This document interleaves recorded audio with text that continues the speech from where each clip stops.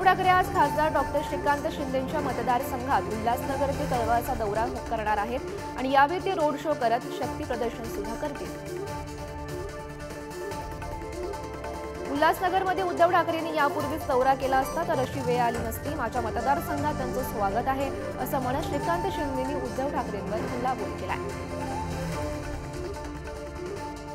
उद्धव ठाकरे आज मातोश्री निवासस्थानी पत्रकार परिषद घेणार आहेत। मोदींचा महाराष्ट्र दौरा याबद्दल ठाकरे काय बोलणार याकडे सर्वांचं लक्ष लागलंय। आज इंडिया आघाडीची ऑनलाईन बैठक होणार आहे आणि यावेळी लोकसभा निवडणुकीच्या जागा वाटपावर चर्चा करण्यात येईल। बुलढाणा जिल्ह्यातील चिखली येथे शिवसंकल्प अभियानाला मुख्यमंत्री शिंदे उपस्थित राहून संबोधित करणार आहेत। महाराष्ट्र शासनाच्या वतीनं मिळणाऱ्या लाभदायक योजनांचा जागर करण्यासाठी मुख्यमंत्री शिंदेंनी शिवसंकल्प अभियान कार्यकर्ता मेळावा सुरू केलाय। बीडमध्ये ओबीसी नेते छगन भुजबळ यांची महाएल्गार सभा होणार आहे आणि मोठ्या संख्येनं उपस्थित राहून आपली ताकद दाखवून देऊया असं आवाहन छगन भुजबळ यांनी केलेलं आहे। उपमुख्यमंत्री अजित पवार आज बारामती दौरा करणार आहेत आणि यावेळी ते शहरातील विविध विकास कामांची पाहणी सुद्धा करणार आहेत। पुण्यातील जुन्नरमध्ये आज विघ्नहर सहकारी साखर कारखाना आयोजित शेतकरी मेळावा आणि इथेनॉल प्रकल्पाचा विस्तारीकरण सोहळा पार पडणार आहे। सोहळ्याला शरद पवार, बाळासाहेब थोरात, दिलीप वळसे पाटील उपस्थित राहतील। पुण्यात आज राज ठाकरेंच्या उपस्थितीत मनसेचा मेळावा होणार आहे। मेळाव्याला राज्यातील मनसेचे नवनिर्वाचित सरपंच आणि ग्रामपंचायत सदस्य उपस्थित राहतील। नवनिर्वाचित ग्रामपंचायत सदस्यांना राज ठाकरे मार्गदर्शन सुद्धा करणार आहेत। महिला व बालविकास मंत्री अदिती तटकरे लोकलनं छत्रपती शिवाजी महाराज टर्मिनस ते बदलापूर प्रवास करणार आहेत। राज्याच्या पहिल्या महिला मंत्री सध्या रेल्वेने प्रवास करणार आहेत।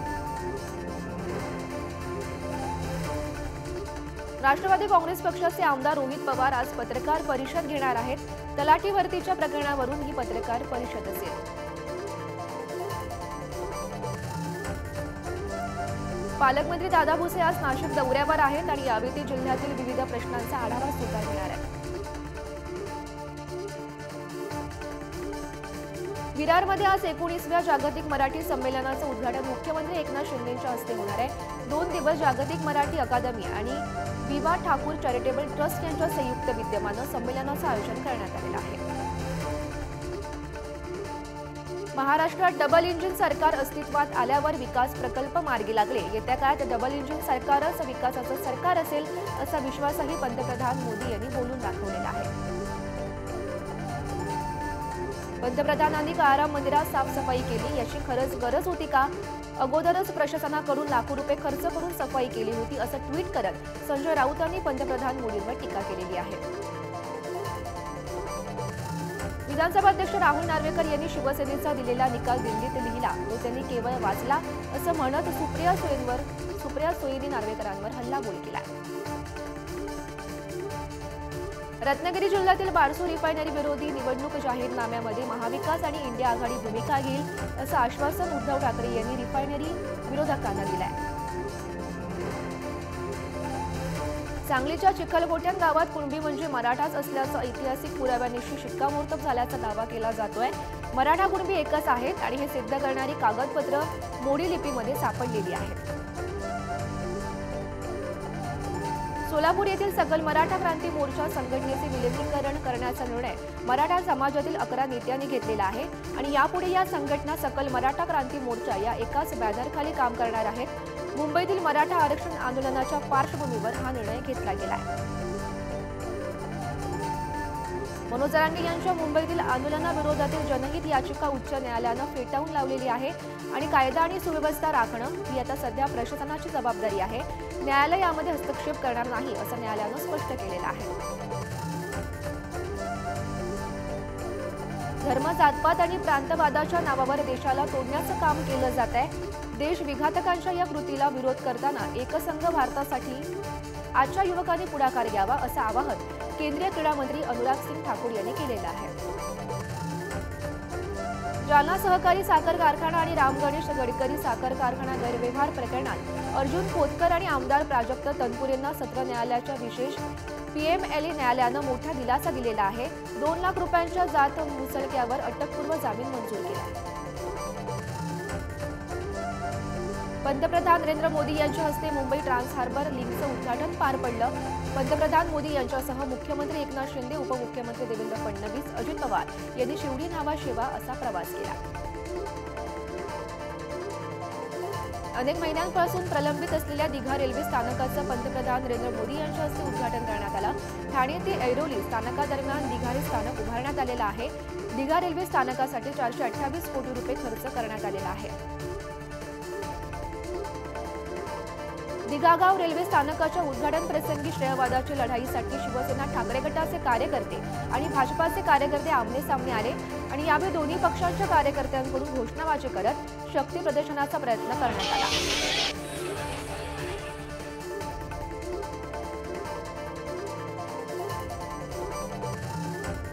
राज्यातील प्रत्येक मुलींसाठी संजीवनी ठरेल अशा लेक लाडकी योजनेचा पंतप्रधान नरेंद्र मोदी यांनी शुभारंभ केलेला आहे आणि या योजनेअंतर्गत राज्यातील मुलींना 1 लाख रुपये मिळणार आहेत.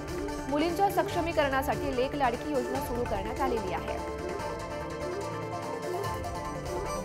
विक्रोळी पूर्वेकडील कन्नमवार शहरातील म्हाडाच्या 13 इमारतींच्या पुनर्विकासाचा मार्ग अखेर न्यायालयानं मोकळा केलाय. ना हरकत प्रमाणपत्राचा आग्रह न धरता स्वयं पुनर्विकासासाठी म्हाडांना आवश्यक सर्व परवानग्या द्याव्यात असं स्पष्ट आदेश न्यायालयानं दिले. कोल्हापुरात हवाई उड्डाण मंत्री ज्योतिरादित्य सिंधिया यांनी विमानतळाच्या नूतन इमारतीची पाहणी केली. कोल्हापूरच्या ऐतिहासिक नगरीला शोभेल असं विमानतळ उभारण्यात आल्याचं ज्योतिरादित्य सिंधिया यांनी म्हटलेलं आहे. नवी मुंबईच्या विमानतळाची सुरुवात याच वर्षात होईल. या विमानतळावर पहिलं विमान नोव्हेंबर-डिसेंबर पर्यंत उतरेल. हा आमचा संकल्प आहे असं केंद्रीय नागरी उड्डाण मंत्री ज्योतिरादित्य सिंधिया यांनी म्हटलेलं आहे.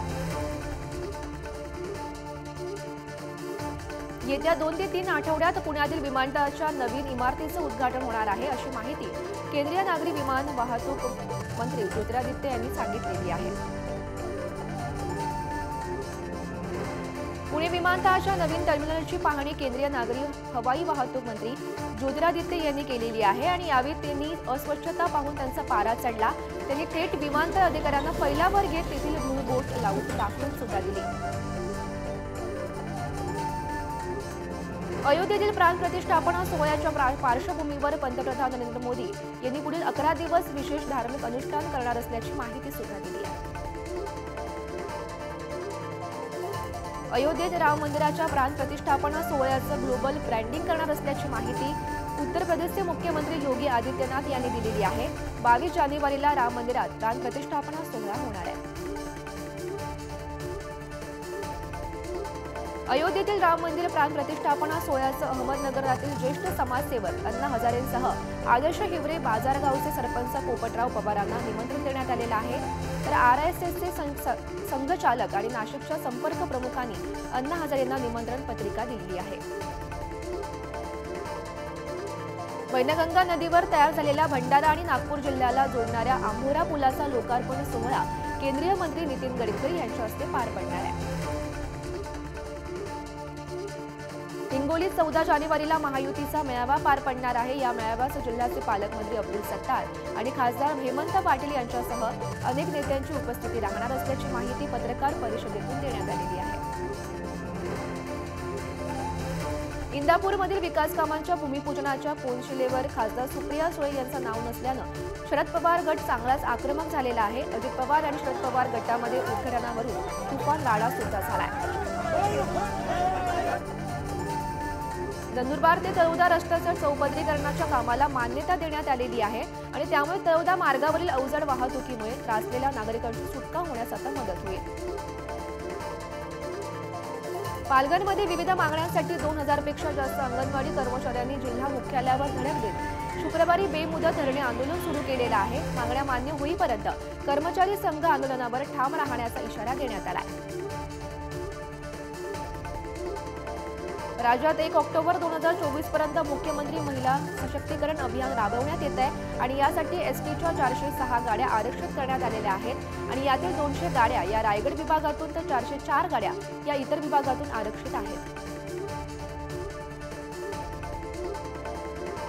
पुण्यातील कोथरूडमध्ये शरद पवारांनी सहकुटुंब सत्यशोधक चित्रपट पाहिला। महात्मा फुले यांच्या जीवनावर आधारित सत्यशोधक चित्रपट आहे। भाजप आमदार किसन कथोरे यांनी स्वतंत्र कल्याण जिल्हा तयार करण्याची मागणी केलेली आहे आणि विशेष म्हणजे कथोरे यांच्या मागणीला इतर आमदारांनी पाठिंबा सुद्धा दिलाय। नांदेड जिल्ह्यातील माळेगाव यात्रेला सध्या सुरुवात झालेली आहे। यात्रेत मुख्य आकर्षण असलेल्या पशुपक्षी खरेदी विक्री करण्यासाठी नागरिक मोठ्या प्रमाणात गर्दी करतायत। दक्षिण भारतातली सर्वात मोठी यात्रा म्हणून या यात्रेची ओळख आहे। मेरे घर आए श्रीराम ही योजना खासदार सुजय विखे पाटलांच्या वतीने आखण्यात आलेली आहे आणि या योजनेतून शहरातून निवडण्यात येणाऱ्या पहिल्या 3 कुटुंबातील प्रत्येकी 2 व्यक्तींना सुजय विखे विमानानं श्रीराम दर्शन घडवणार आहेत। नाशिकच्या मनमाड नांदगाव येवला परिसरात गेल्या 2 दिवसांत मोठ्या प्रमाणात धुक्याची चादर पसरत असून त्यामुळे शहरालगत असलेला अंकाई किल्ला यासह महामार्ग पूर्णपणे धुक्यात हरवून गेला होता। नवी मुंबईत नवीन वर्षाच्या सुरुवातीलाच कांद्याच्या दराबाबत ग्राहकांना दिलासा मिळालाय। बाजारात सध्या हंगामातील नवीन कांद्याची आवक सुरू आहे। कांद्याच्या दररोज सरासरी 100 गाड्या एपीएमसी मार्केटमध्ये दाखल होत आहेत। नाशिकच्या मनमाडसह ग्रामीण भागात अवकाळी पावसामुळे आणि बदलत्या वातावरणाचा शेतीला फटका बसतोय। रब्बी पिकासोबत गावठी आंब्यांना फटका बसत असून अनेक झाडांना मोहर लागला नाहीये। जळगावमध्ये 10,000 पेक्षा अधिक शेतकऱ्यांना हक्काचा पीक विमा मिळत नसल्यानं शेतकरी सध्या आक्रमक झालाय। जिल्ह्यात शेतात केळीची लागवड केली असतानाही विम्याची रक्कम नामंजूर केल्याचा धक्कादायक प्रकार घडलाय। त्यामुळे केळी उत्पादक शेतकऱ्यांनी आंदोलनाचा इशारा दिलाय। नंदुरबारमध्ये बाजार समितीमध्ये मिरची वाळवण्यासाठी जागा नसल्यानं आणि मिरचीचे दर कमी त्यामुळे मिरचीची बाजारपेठ अजून 3 दिवस बंद राहणार आहे। त्यामुळे शेतकऱ्यांसमोर संकट वाढलेलं आहे। धुळे जिल्ह्यात रब्बी हंगामातील बाजरी आणि इतर पिकांच्या मशागतीला सध्या वेग आलाय। ठिकठिकाणी कुळपणी आणि मशागतीची इतर कामं सध्या केली जात आहेत। नंदुरबार जिल्ह्यात पपईला योग्य भाव मिळत नसल्यानं जिल्ह्यातील शेतकरी सध्या संकटात सापडलेला आहे। व्यापाऱ्यांच्या मनमानी कारभारामुळे पपईला 4 ते 5 रुपये प्रति किलो दर मिळतोय। त्यामुळे येणाऱ्या हंगामात पपई लागवडीच्या क्षेत्रात घट होण्याची शक्यता आहे। परभणीच्या पूर्णा तालुक्यातील शिवारात हवामान बदलामुळे हळदीवर करपा रोगाचा प्रादुर्भाव झालेला आहे। त्यामुळे हळदीची पानं करपली जात असल्याने शेतकरी मात्र हवालदिल झालाय। हिंगोली जिल्ह्यात तूर कापणीला गती आलेली आहे। मात्र तुरीच्या उत्पादनात मोठी घट झाली आहे। काढणी खर्चही निघत नसल्याची परिस्थिती आहे। त्यामुळे शेतकरी संकटात सापडला। जालन्यातील भोकरदनमध्ये कापसाचं पीक चांगलं आलेलं असताना कापूस वेचायला मजूर मिळत नाहीयेत तर बाजारात कापसाला भाव मिळत नाहीये अशी अवस्था शेतकऱ्यांची झालेली आहे। त्यामुळे शेतकरी संकटात सापडलाय। जालना येथील कोरोना हॉस्पिटलच्या जागेवर मेडिकल कॉलेज उभारण्याला राज्य सरकारकडून अंतिम मंजुरी देण्यात आलेली आहे अशी माहिती आमदार कैलास गोरठ्याल यांनी दिलेली आहे आणि पुढील आठवड्यात महसूल विभागाची जमीन मेडिकल कॉलेजसाठी आता मिळणार आहे। तर गोव्यातील पणजीत आंतरराष्ट्रीय दिव्यांग पर्पल महोत्सव पार पडलाय आणि यावेळी पंचायत निवडणुकीत दिव्यांग महिलांना जागा राखीव ठेवण्याची घोषणा गोव्याचे मुख्यमंत्री डॉक्टर प्रमोद सावंत यांनी केलेली आहे। नाशिकमध्ये मोदींनी राष्ट्रीय युवा महोत्सवाचं उद्घाटन केलं। त्यांनी त्याचं थेट प्रक्षेपण जालना येथील बद्रीनारायण बारवाले महाविद्यालयाच्या राष्ट्रीय सेवा योजना विभागाकडून विद्यार्थ्यांसाठी आयोजित करण्यात आलेलं होतं। वाशिमच्या कामरगाव येथे आशा इंटरनॅशनल इंग्लिश स्कूलच्या वतीनं राष्ट्रीय युवा दिनानिमित्त मॅरेथॉन स्पर्धेचं आयोजन करण्यात आलेलं होतं आणि यावेळी विद्यार्थ्यांनी स्पर्धेत मोठ्या संख्येनं सहभाग घेतला। नागपूरमध्ये भोसला मिलिटरी स्कूलचा 25वा वर्धापन दिन chief of air staff air chief marshal VR Chaudhary आणि उपमुख्यमंत्री फडणवीसांच्या उपस्थितीत होणार आहे। नंदुरबार नगर परिषदेच्या प्राथमिक शिक्षण मंडळाअंतर्गत शालेय क्रीडा स्पर्धेचं उद्घाटन माजी नगराध्यक्षा रत्ना रघुवंशी यांच्या हस्ते पार पडलं आणि यावेळी स्पर्धेत विद्यार्थ्यांनी मोठ्या संख्येनं सहभाग घेतला। नंदुरबारमध्ये राजमाता जिजाऊ आणि स्वामी विवेकानंद यांच्या जयंतीनिमित्त अधिवक्ता परिषदेच्या वतीने रक्तदान शिबिराचं आयोजन करण्यात आलेलं होतं आणि यावेळी शिबिरात 35 अभिवक्तांनी रक्तदान केलंय। यवतमाळच्या पुसद येथील नागरिक घरकुलासाठी रस्त्यावर उतरून आंदोलन करू लागलेले आहेत आणि यावेळी आंदोलनकर्त्या महिलांनी पुसद नगरपालिका प्रशासनाविरोधात धडक मोर्चा काढला। महात्मा फुले शेतकरी कर्जमुक्ती योजनेअंतर्गत सरसकट प्रोत्साहनपर अनुदान मिळावं या मागणीसाठी मनसेनं आंदोलन केलेलं आहे। कोल्हापूर येथील विभागीय सहनिबंधक कार्यालयासमोर आंदोलन करण्यात आलं। नंदुरबार जिल्ह्यात पतंग महोत्सव मोठ्या उत्साहात साजरा करण्यात येत असतो आणि यावेळी पतंगाच्या बाजारपेठ सजल्या असून जिल्हा प्रशासनाच्या वतीनं पर्यावरणपूरक पतंग महोत्सव साजरा करण्याचं आवाहन करण्यात आलं। तर गडचिरोलीत आलापल्लीत हिट अँड रन कायद्याविरोधात वाहन चालकांनी आंदोलन करत संप पुकारलेला आहे। सुभाष नगरात वाहन चालकांचं आंदोलन सुरू असून या ठिकाणी पोलिसांचा चोख बंदोबस्त आहे। वाहन चालकांनी आंदोलन केल्यानं जनतेला त्रास सहन करावा लागतोय। लातूरमधील मांजरा आयुर्वेदिक महाविद्यालयाच्या वसतिगृहात विद्यार्थ्यांना मराठा आरक्षणासाठी आत्महत्या केली आहे आणि आत्महत्येपूर्वी मराठा समाजाला आरक्षण मिळावं असं स्टेटस मोबाईलवर ठेवत आरक्षणासाठीची चिठ्ठी लिहित आत्महत्या केली आहे आणि या प्रकरणी पोलीस अधिक तपास करत आहेत। तर बीडच्या बांजरसोबा येथे पिकअप आणि कंटेनरचा भीषण असा अपघात झालेला आहे। अपघातात 4 जणांचा जागीच मृत्यू झालाय आणि अपघातानंतर कंटेनरमधील लोखंडी पाईप रस्त्यावर पसरल्यानं वाहतूक खोळंबली होती। मुंबईच्या कांदिवलीमध्ये राहणाऱ्या तरुणाची अपहरण करून हत्या केल्याची घटना घडली आहे। तरुण घर खरेदीसाठी नालासोपाराच्या गौराई पाडा परिसरात आला असता त्याची हत्या करण्यात आलेली आहे आणि या प्रकरणी पोलीस अधिकचा तपास करत आहेत। तुरुंगात शिक्षा भोगत असलेल्या एका आरोपीचा बर्थडे पुण्यातील जनवाडी येथील तरुणांनी रस्ता अडवून आणि दुचाक्या उभ्या करून साजरा केलाय आणि या प्रकरणी बर्थडे साजरा करणाऱ्या तरुणांवर पोलिसांनी गुन्हा दाखल केला असून त्यांची पोलिसांनी धिंड सुद्धा काढलेली आहे। भिवंडी शहरात अवैध शस्त्राची पोलिसांनी धडक कारवाई सुरू केलेली आहे आणि या अंतर्गत नारपोली पोलिसांनी दापोडा पाईपलाईन जवळ एका संशयित व्यक्तीला अटक करून त्याच्याकडून देशी बनावटीचे रिव्हॉल्व्हर आणि जिवंत काडतूस जप्त करण्यात आलेली आहे। नागपूर ग्रामीण पोलिसांनी मोठी कारवाई केलेली आहे। विशाखापट्टणम वरून कंटेनरमध्ये भरून येत असलेला जवळपास 49 लाख रुपये किमतीचा गांजा जप्त करण्यात आलेला आहे। 2 आरोपींना पोलिसांनी सध्या अटक केली आहे तर मुख्य आरोपीचा सध्या पोलीस शोध घेत आहेत। नागपूरच्या सदर पोलीस स्टेशन हद्दीत असलेल्या नियोजन भवनातून चक्क एसी चोरी गेल्याचं पोलिसांच्या तपासात समोर आलेलं आहे। पोलिसांनी 6 एसी सोबत आरोपीला अटक केलेली आहे। दारू आणि गांजा पिण्याचा शौक भागवण्यासाठी या चोरट्यानं कोरोना काळात हे एसी चोरल्याचं तपासात निष्पन्न झालेलं आहे। वाशिमकडून हिंगोली मार्गे जाणाऱ्या कारला बडत फाट्याजवळ रोहीची जोरदार धडक बसलेली आहे। अपघातात रोहीचा जागीच मृत्यू झाला। नांदेडच्या भोकर तालुक्यात भोसीगावच्या महामार्गावर अज्ञात वाहनाच्या धडकेत 2 विद्यार्थ्यांचा मृत्यू झाला। मुंबईतील हॉटेलमध्ये 4 वर्षाच्या मुलाचा खून केल्याप्रकरणी सूचना शेठ या महिलेची कांदोळी प्राथमिक आरोग्य केंद्रात वैद्यकीय तपासणी करण्यात आली तर गोव्याच्या सोल बनियान या ग्रँड हॉटेलमध्येही या महिलेची चौकशी केली जाणार आहे। राहुल गांधींच्या भारत जोडो न्याय यात्रेचं ठिकाण बदलण्यात आलेलं आहे। युफाऐवजी आता थोबोल येथून ही यात्रा सुरू होईल। मणिपूर सरकारच्या अटीमुळे हा बदल करण्यात आला। 2016 मध्ये बंगालच्या उपसागरावर बेपत्ता झालेल्या भारतीय हवाई दलाच्या AN-32 विमानाचा अवशेष चेन्नईच्या किनाऱ्यापासून 310 किलोमीटर अंतरावर सापडलेले आहेत। बंगालच्या उपसागरात पोहोचलेल्या या विमानात 29 प्रवासी होते। जगातील 62 देशांमध्ये भारतीयांना आता फक्त पासपोर्टवर प्रवेश मिळणार आहे। हिंदी पासपोर्ट इंडेक्स नुकतीच जाहीर झाली आहे आणि या क्रमवारीनुसार भारतीय पासपोर्टनं 3 टप्पे ओलांडून 80वे स्थान पटकावलेलं आहे। इंग्लंड विरुद्धच्या पहिल्या 2 कसोटी सामन्यांसाठी टीम इंडियाची सध्या घोषणा करण्यात आली आहे। रोहित शर्मा आणि विराट कोहलीही संघात असणार आहेत। तर ओपन एआयचे सीईओ सॅम ऑल्टमन यांनी दीर्घकाळ रिलेशनशिपमध्ये असलेला त्याचा बॉयफ्रेंड ऑलिव्हर मुल्हेरिन याच्याशी लग्न केलेलं आहे। सॅम ऑल्टमन यांनी स्वतः याबाबतची माहिती सुद्धा दिलेली आहे।